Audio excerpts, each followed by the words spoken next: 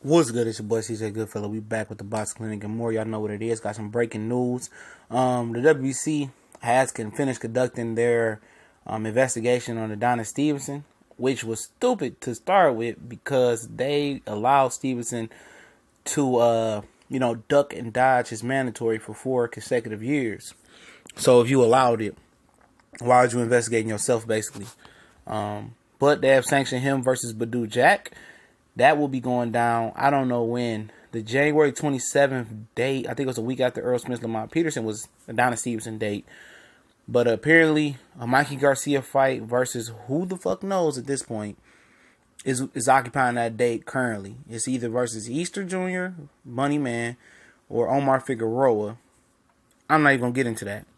But, Stevenson was looking at another date in February and March, somewhere in the first quarter, be fighting Badou Jack. And, the first quarter of boxing last year was super lit. You had Stevenson and DeGale and, Frampton and Santa Cruz too, and a lot of other good fights. The first quarter, if you break it down every 3 months, it's 4 quarters. I believe that's how it go. This first quarter is about to be like 10 times litter because you because you got Stevenson and Jack. You got DeGale, not DeGale, but what's kid's name? Groves and Ebanks Jr. You got the Cuban taking on the cruiserweight. I can't pronounce his name. Abel Sanchez has, and that's gonna be magnificent. A fight, and some other good fights. Earl Smith, Lamont Peterson, Mikey Garcia's versus Roberts Jr. / Omar Figueroa fight. I mean, it's a lot of great fights coming. You might have Danny Garcia versus Brandon Rios, which I don't know who's looking for that, but Jamal Charlo versus Hugo Centennial Jr., who quit versus Julian J. Rock at 154, but who's a big 160 pounder, had a huge knockout on PBC last time out in his comeback fight. And one of his comeback fights from losing to Julian J. Rock, but it was considered a no contest, but he lost in my eyes. But also the footnote to this is the Alexander Gvozdyk guy, who name I'm probably butchering. Some guys gonna get mad at me. Some not even Eastern Europeans, more of American guys get mad at me for butchering his name. I'm not an expert in European names, period. But the nail, that's what we call him, is going to be taking on Alvarez. Alvarez, we know, has been the mandatory to Adonis Stevenson for a year now, I think. And he beat John Pascal on Stevenson and fought for an undercard, and he's getting a shot versus Gvozdyk to be the man to fight the winner of Badou Jack, Adonis Stevenson. In the way Mauricio Suleiman Jr. says, it won't be no shaking, no dipping and diving and grooving and choosing between that. They got to fight each other. He said it's going to be a 170-pound tournament. I guess, 2 semifinals, unofficially with Jack and Stevenson, and then Alvarez and the Nail. And the winner's going to clash. And it'd be good because I think a lot of people feel that Gvozdyk will beat Adonis Stevenson.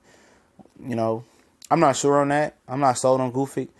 He had a bad outing last time versus Craig Baker, but we all have bad outings. He's a very talented fighter, and I will pull for anybody at this point to beat Adonis Stevenson, because I know for a fact that if Badou Jack beats Adonis Stevenson, and whatever reason the tournament falls apart, somebody get injured or something, Badou Jack will fight the best. Badou Jack is not a picker and chooser. He fights the best.